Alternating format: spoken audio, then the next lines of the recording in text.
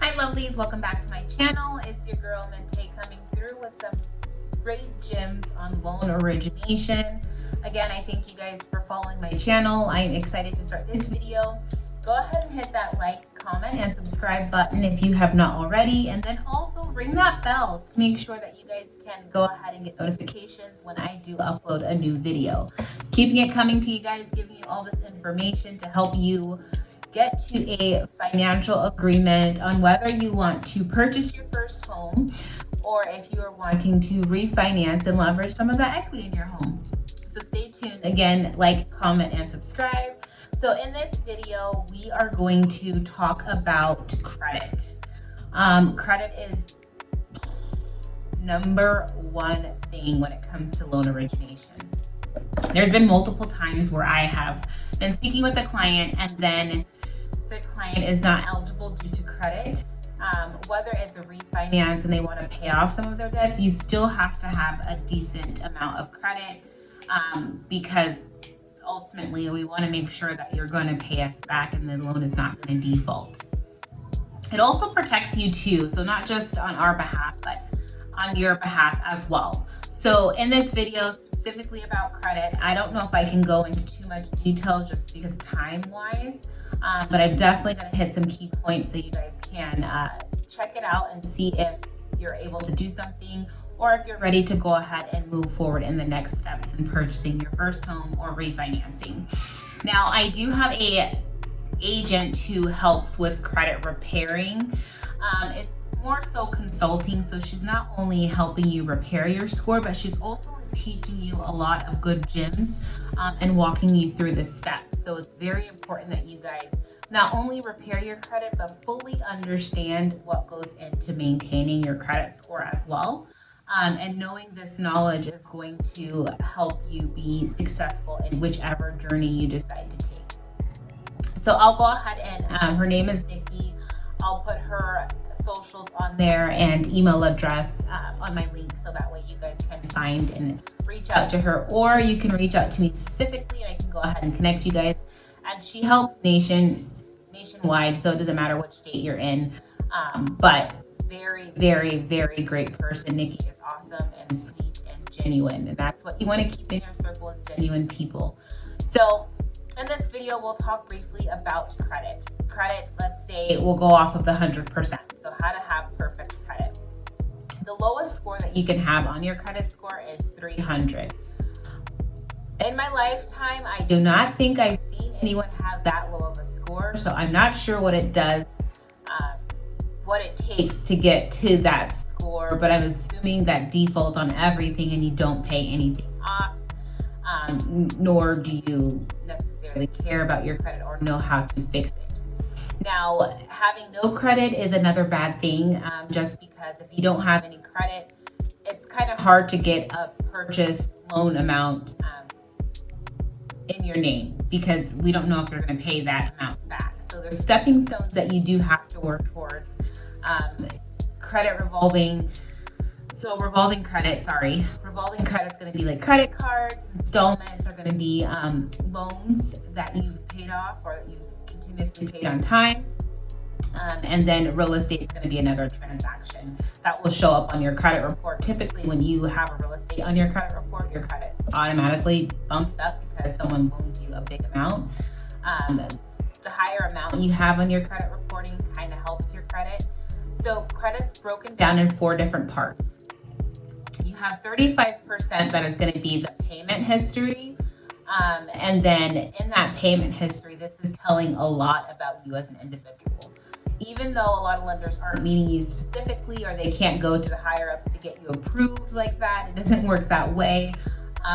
Even if you're the best person overall, they're still going to go off of the score. So 35% is your payment history.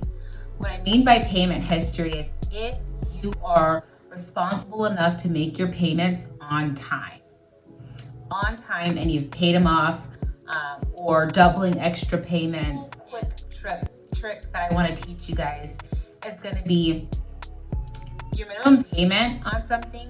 You can split up in 2 payments. The reason why I say this, because if you do, it looks like you've made double payments, but in all reality, you've just made your minimum payment. So I've done this trick myself a couple different times and it absolutely has helped. And that will increase your score. I mean, a few points, let's say 10 to 12 points, but it still increases your score. Now, if I have a Capital One card that has $50 and that's my minimum payment due monthly, I take $25, pay that 15 days before the actual due date, and then pay the remaining $25 when it's due. It looks like double payment, but in reality, you just paid the minimum payment. But that's definitely going to help your score, and it's really key point to know when your payments are due. Because if you don't know when your payments are due, or you don't have auto pay set up, then you're just going with the flow and it just doesn't show as much responsibility. So make sure you guys know when your payments are. If you have too many credit cards and you're confused about when the payments are due, what I like to do is just reach out to that lender who lent me the money for it, and see if they can move your payment to such and such date. I typically have all my credit cards come out in one date specifically, so I know when they're due. I won't miss it. I personally do not set up auto pay, and the reason being is because sometimes I like to split my payments up to increase my score, or double payment. But if I set up auto pay, it's kind of like I'll forget about it. But if I have it on my calendar and I know when it's coming to be due, then it's just more easier for me specifically. So whatever works for you guys is going to be perfectly fine as long as you make the payments on time. So 35% is the payment history, just gives the overall good picture of you making your bills and paying your bills on time. Now 30% is going to be the amount owed. So not saying that if you owe a lot on credit cards, but if you utilize one credit card way too much and you're close to that max amount, then that is going to decrease your score. So keep in mind that you want to keep your cards, or I guess I should say just credit cards, under that 30% range. So if you have a credit limit of 500, you want to keep it under, I don't have a credit card under 500, so didn't work out for me that way. But you want to keep it under 150 of owing. So anytime you go over that 150, rush to hurry and get that under 150. Because if you don't, then it shoots up your utilization on your credit, and it will knock down your points knock down your credit a couple of points. So just keep that in mind. Now, low usage on your credit cards can also affect your score, because if you're not utilizing that card, then it just shows you just have a credit card, but you're not. How do I know you're responsible for paying it off when you do get debt into that credit card? So keep that in mind. You really want to use it the right way, and that's what's always going to keep your score up and keep it at least maintained if you can't increase it anymore. And then 15% roughly will be the length of credit. Now this isn't such a big deal, however, it is going to not make or break, but it will help out when it's needed. So a lot of times I'll have clients that paid off a credit card and then they close the account. Well, the sucky thing about that is that if you do that, then you've lost the number of years you've had that credit card. So if you had an American Express card for 10 years and then you utilized it too much, and you finally paid it off and you're like, I'm getting rid of this card, close the account, I don't want it anymore because I can't control myself. That looks like you didn't really have credit for 10 years. So keep the cards open. The best thing that you can do is, if you're really wanting to spend that credit card, just cut up the card and don't use the card, but still keep it open for length. Another thing that you could do is if you have like a Disney Plus. I have kids, so I have Disney Plus. I will put Disney Plus on one of my credit cards. It's like $8 a month, and I don't technically need to not pay that $8 per month, but I put it on a credit card just for credit purposes. So if there's a smaller bill like that and you want to put on a credit card with the one that you cut up, then yes, you can do that. But just make sure that you keep in mind that you know the dates of when it's due so you can pay it off, or automatically set up auto pay on those smaller amounts that you know is going to be fine. You don't need to split the payments up to increase your score, because if it's $8 on one credit card, then you probably don't want to pay $4 15 days before and then another $4 on the due date. Not really much of a difference there.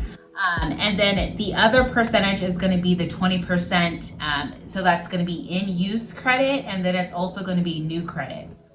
So when you are applying for new credit, it does ding your credit score, because most of the time they are hard credit pulls. Anytime you do a hard credit pull, it's going to pull your credit the hard way, and you're going to lose a couple of points.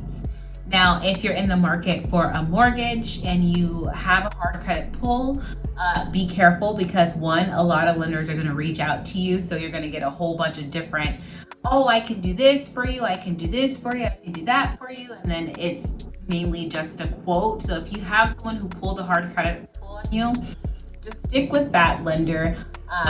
Most of the time, they're probably going to, treat you fair.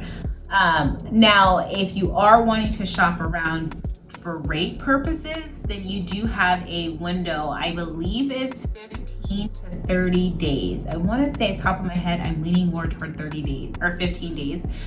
You have that wiggle room. So like when you're shopping for a car, each car lender you go to, it's not going to ding you every time and take 8 points because you went to Nissan, take 8 points because you went to Mercedes, take 8 points because you went to Ford. No, it's not going to do it that way. You have that gap to where you can go ahead and shop around, because clearly you're looking for a car or a mortgage. Another good point about hard pulls is going to be soft pulls. So if you can ask that specific lender can they do a soft pull, then that's great, because the soft pull is not going to impact your score majority of the time. Now, sometimes people will say, oh, I'm going to do a soft pull, and then they end up doing a hard pull. They're not supposed to. And if that happens to you, then you should definitely reach out to the bureaus to let them know. However, you do have to have documentation to back that up. So keep that in mind. So 35% payment history, 30% is going to be the amount owed, and then the 15% is going to be length of the credit, which is not too bad, but just keep your credit cards open or keep your accounts open versus paying them off and then closing them. And then 20% is going to be in-use credit and new credit. So getting the credit cards up to date or getting new credit cards is going to impact your score a little tougher than normal, just because it's also going to have hard inquiries as well, which is another piece that's going to be in the new credit 20%. Well, I guess it's 10% because it's 10% on new credit and 10% on in-use credit, so 20 combined. But keep that in mind. So credit is definitely important, and you want to look at these aspects not just when you're trying to purchase a home, but throughout your credit score overall, because that number definitely represents you. Now, if you're wanting to repair your credit, reach out to my girl Nikki, because she can definitely assist you. I have repaired credit before, and there are some dispute letters that you can send out if something is inaccurate on your report.